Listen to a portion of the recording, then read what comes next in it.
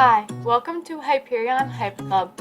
My name is McKenna and I love the Kingdom Keepers books by Ridley Pearson. Join me as we discuss this series and others published by Disney-Hyperion Books. Let's get into it.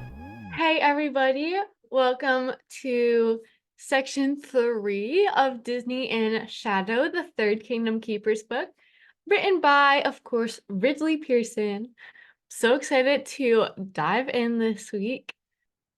And next week, I will be posting my review of Serena Valentino's book, Poor Unfortunate Soul.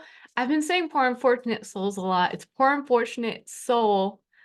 But yeah, I mean, close enough. You know what I mean. You know it's Ursula. But yeah.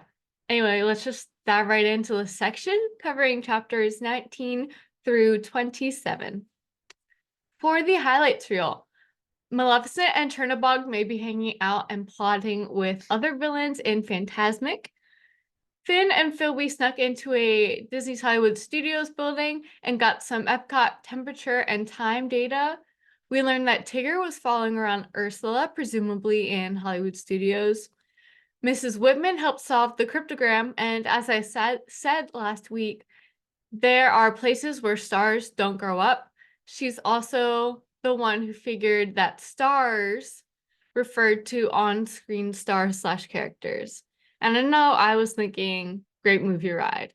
I think that's a better thing for the clue to lead to, but whatever. Anyway, so Finn hitches a ride to Epcot from two cast members, which, hitches, but they don't know that he's there. And one of those cast members fixed a pyrotechnics problem that night. And they mentioned that they have to do 5 a.m. rehearsals for Fantasmic all week. As Charlene works her way into the Wonders of Life Pavilion, most of the others spot Gigabyte, a giant python from Honey, I Shrunk the Audience, guarding the pavilion. This means overtakers want the building secure and characters come to life in parks other than Magic Kingdom. Jess had a vision that she would be kidnapped by 2 males, which has not happened in this section. They find the Mary Poppins carousel horses that match those in the Wayne image painted on some panels upstairs in the Wonders of Life Pavilion. And it's in a kind of like circus tent kind of room, which is, I guess, where the Dumbo clue leads in. Finn is starting to believe Wayne saying that he was born to lead. There's a whole, fight, distraction, whatever, with the snake. Lewowski meets the wind and gets a face full of green jello. So Amanda's using her powers to kind of stop bullying at school, or at least prevent some cases of it, and fight back a little, especially because she's like, well, I might just move to Maryland, so why not? Maybeck figured out how to solve the clue cube, and it leads to a clue about either a sword in Norway or a cross in France. I'm kind of leaning towards sword because of the way the arrow was pointing, but you guys let me know what you think. When the kids cross back over, they find the fob is missing, so the kids split up into Finn and Amanda going to Lost and Found, Maybeck and Philby going to Norway, and the remaining girls going to France. They spot test track crash test dummies on segways, which, by the way, the old test track was better, but I do like the revamped version's car design contest aspect. Just thought I'd throw that in there quickly. And then Jess believes that as she gets older, her power gets stronger. Willow lost her grip crossing under the bridge and was whisked away on a boat whose pilot didn't hear her land on it. And the return can't be retrieved from the Lost and Found until Park Open, which will result in the kids entering the syndrome. Okay, now on to some iconic things briefly mentioned in this part of the book. I said it for the last book, and I will say it again. The giant sorcerer's hat in Hollywood Studios is incredible. It is iconic. That is something I remember vividly from my childhood and was like the icon of the park. It was gorgeous. It was fun. It was cool. And I miss it. Anyway, moving on. Lights, Motors, Action. I thought that was an incredible stunt show at Hollywood Studios. It was just like cars and explosions and motorcycles and jumping and all that stuff. Very fun. And yeah, it's definitely very old Hollywood Studios where they show you how the movies are made, which still lives on kind of in Indiana Jones Epic Stunt Spectacular. But I think both of those shows are going on at the same time. So maybe they're like, well, we'll just keep one action show, and Lights, Motors, Action probably. I wouldn't be surprised if it was in Streets of America or something. But it was over toward that part of the. I'm gonna look this up too. Okay, yeah. Lights, Motors, Action was in Streets of America, which is what got turned into like Galaxy's Edge and maybe some of Toy Story Land. R.I.P. Good show, good show. But I think Indy's better, so I'm glad Indy is still around. The next thing, though not as iconic as other things mentioned, but still some nice trivia info to know, is Honey, I Shrunk the Audience. So Gigabyte is iconic to this book, especially considering Gigabyte is on the cover. And Honey, I Shrunk the Audience was a 4D show that was probably open when Ridley Pearson wrote this book, but was closed before the book was released, which was in April. It was April 6, 2010 that this book was published. In Epcot, it ran from November 21st, 1994 to January 3rd, 2010. Its home is Disney World, but it was also at Disneyland and Disneyland Paris, plus in Tokyo Disneyland as Micro Adventure. The theater for this was at Epcot's Imagination Pavilion, where the Disney and Pixar short film festival is, which I think is cute and something to definitely go check out there. And you can now find a popcorn bucket at the Imagination Pavilion for this year's festival, the Arts Festival, but that will end like right before this episode comes out, I believe. Right after. It's probably about over. Like this is probably closing week for it when this episode's coming out. So can't get that anymore, but who knows what popcorn bucket they'll come out with next year, because last year's Festival of the Arts bucket was the Figment popcorn bucket. Oof. I think this Imagination Pavilion one is not still, but it's prettier, and I think I would like it more than the Figment one. Well, the Figment one's cute and it's better for display. I don't know. They're both cute. I have neither, and I have no desire to spend money on either. So, yeah. Anyway, Gigabyte is the snake of Nick, one of the scientist's children, and tries to eat the audience while they're shrunken. The main character, the dad, the scientist, Professor Wayne Zelinsky, can still be seen in the pavilion's Figment queue. And what's more iconic regarding the Honey, I Shrunk the Kids series in Disney parks, though, is the namesake movie set adventure that used to live in the streets of America. And it was opened on December 17th, 1990 and closed on April 2nd, 2016. So it lasted over 25 years. I can still see that in my head, like picture it and stuff, even though the last time I was probably in it was more like 2010 or something, I think. That was an incredible play area and just like walk through for adults too. I remember like this, like all the grass like being giant around you because you're shrunken, and like their dog's nose and the Play-Doh, and I think like giant ants or something, maybe a giant pencil too. But it was great. I loved it. Okay, next in chapter 27, the girls, sans Amanda, have to cross the Fountain Plaza, home of the Fountain of Nations. So the Fountain of Nations was there in Epcot from Epcot opening day, which was in 1982, yes, and it lasted till 2019, which was when the infamous walls in Epcot went up. Womp womp. Anyway, it was filled with water from 29 countries, and it that water was saved to be used in one of the new updates in Future Worlds Overhaul, but there's nothing out there regarding whether it was actually used in any way. Now that like that whole thing's opened back up, thank goodness. And then the last thing, very briefly mentioned, was Illuminations. That show ran for like 20 years on the dot. I believe it was October 1st, 1989 to September 30th, 2019. Oh no, so open in 99, not 89, 99. But yeah, I worked, I think, because I was in my on my Disney college program at that time. And we sometimes did like the fast pass and crowd control for fireworks. And I worked, I think I went to go see it the second to last night. I think I worked it the third to last night. And then I worked Epcot Forever because that opened on October 1st, 2019. I worked it, I believe, on October 2nd and 3rd. And that was incredible. And I remember, I think it might have been my last fireworks shift. They had like loads of, no, it was October 2nd. So my first fireworks shift.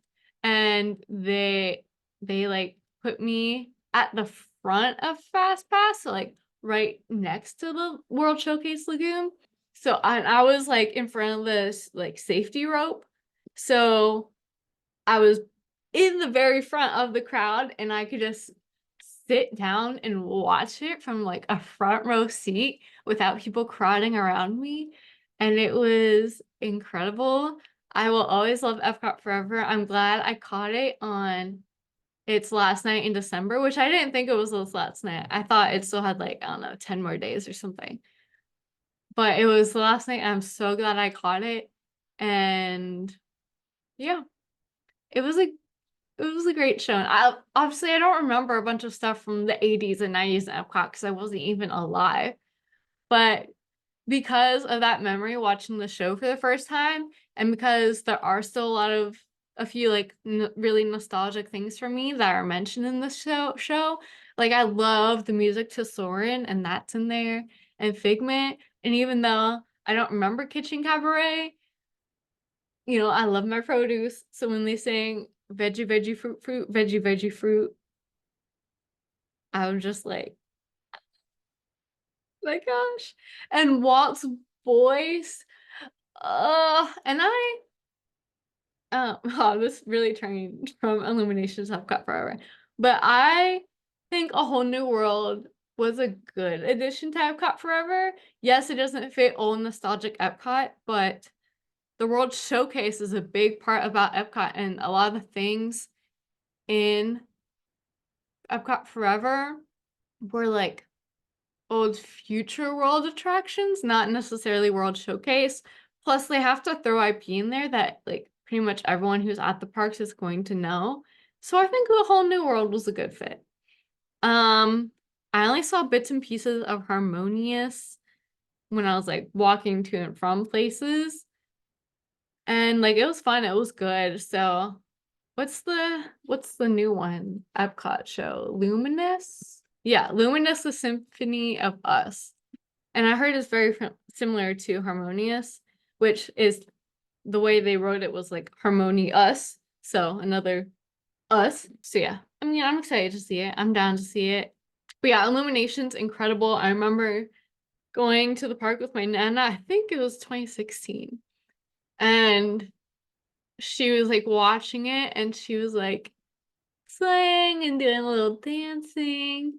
And I just thought that is adorable that something like this can bring her that kind of like childlike joy, even though I think she was in her late 60s at that time. Um, but yeah, I thought that was great and fun, but I was also like, that'll never be me. But that's me. When my older sister and I watched The Wonderful World of Animation, which is on like the Chinese Theater in Hollywood Studios, and this was like back in September. We were just like we just full out danced. And it was so fun. And I don't know, it's just those nighttime spectaculars are great. I especially love the ones without fireworks because, environment. Um, did I tell you guys this fun fact already? They like have like one firework that always starts those shows, and the elephants, since they can hear like those like deep vibrations from forever away, not forever, but like, from that far away. Um, they've been conditioned to know that um that like opener firework means that like there are about to be a lot more sounds, but don't worry, none of them means you're endangered. So I think that's incredible training on that animal team's part. Just looking out for the welfare of that animal. But yeah, Illuminations was great. Illuminations was fun. The music will always be very nostalgic to me. I loved it. Look up a YouTube video of it if you have not seen it. Okay, moving on to random comments. I don't know how long I've been recording, but okay, random comments. The female security guard said whatchamacallit, and I was immediately taken back to the candy bars by that name. They were so good, and I wish there was a vegan version of them, which there might be, I don't know. But like vegan version of them, Take 5, Milky Way Butterfinger and stuff.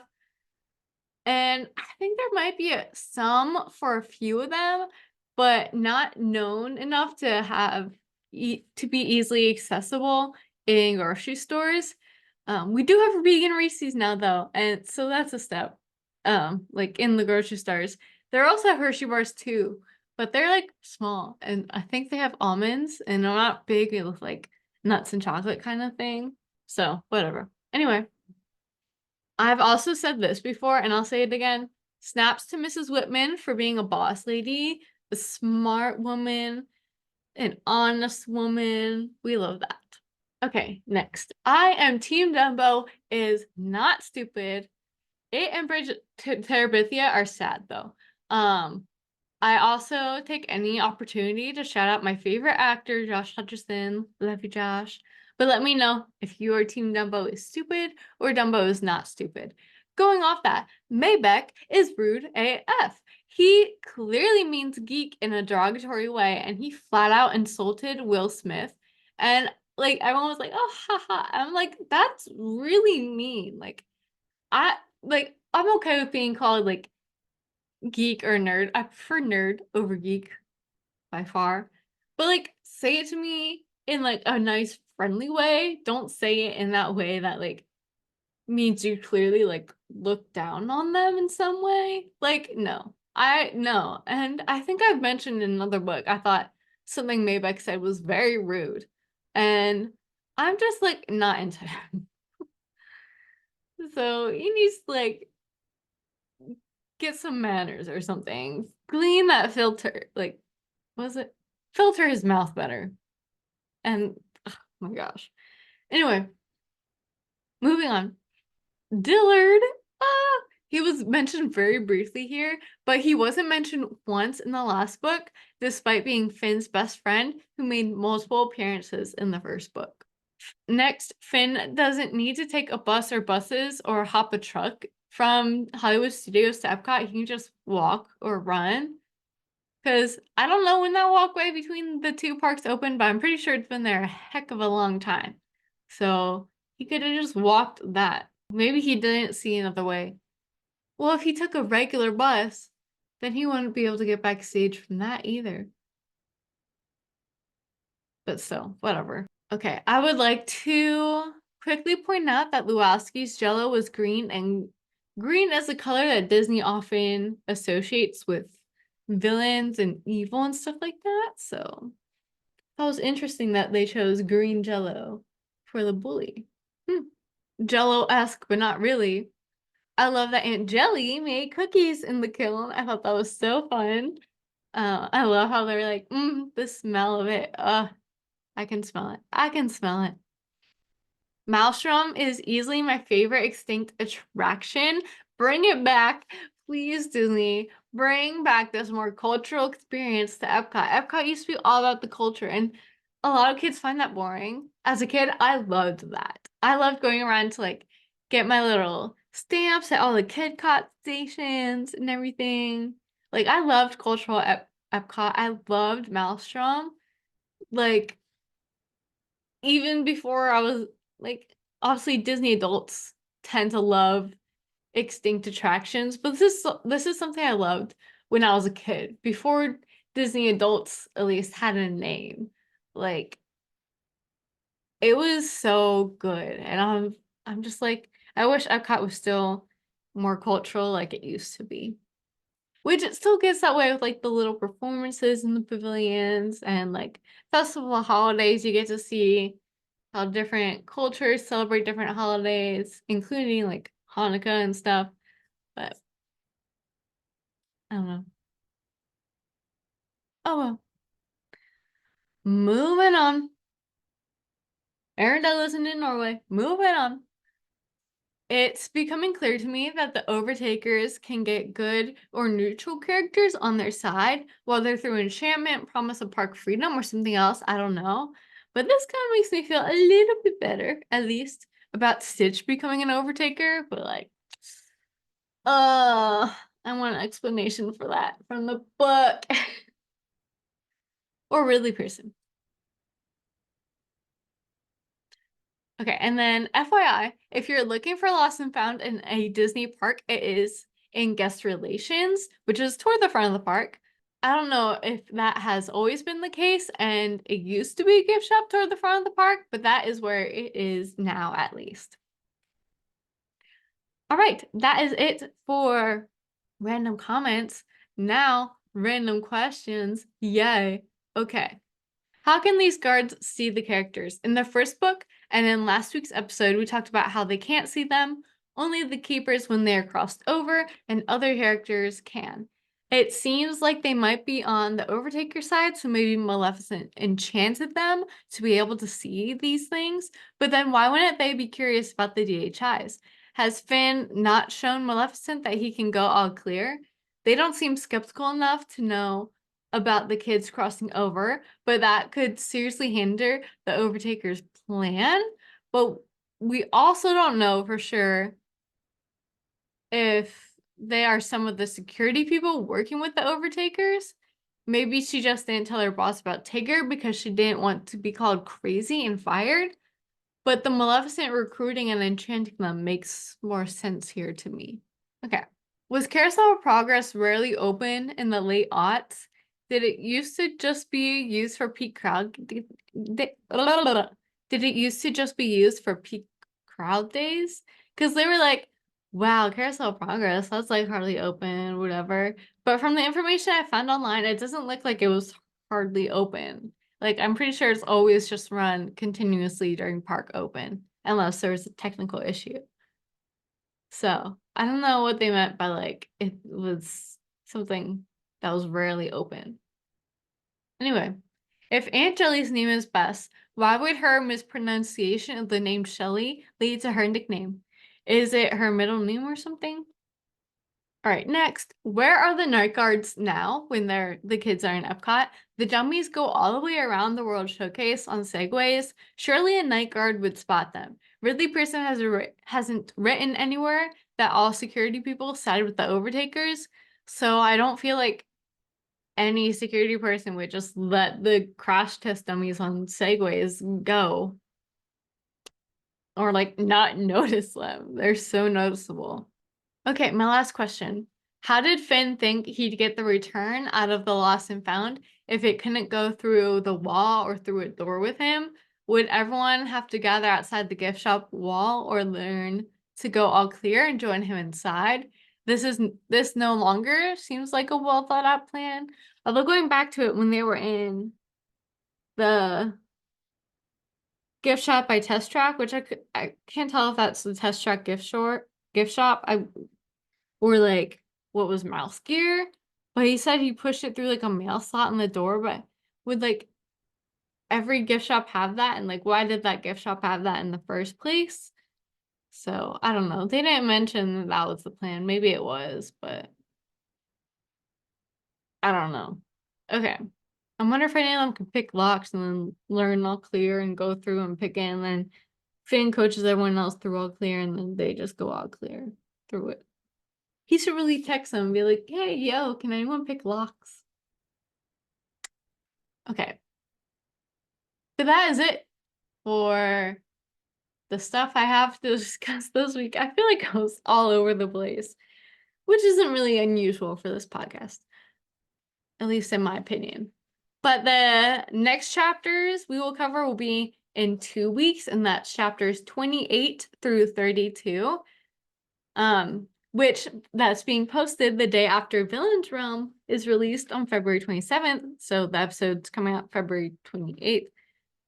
And remember, next week is my Poor Unfortunate Soul review. I will also leave my Goodreads link below, since that's a fairly new account for me. I'll always leave it in the description. But I just thought I would mention it here. And yeah, I will see you guys next week. Bye! Thank you guys so much for listening to this episode. Please remember to rate, review, subscribe, and follow. Also, please chat with me and other members of this club in the comments of the YouTube video. My other social media information and a link to the Long Distance Sisters podcast I am also part of will be below. Back in a whack!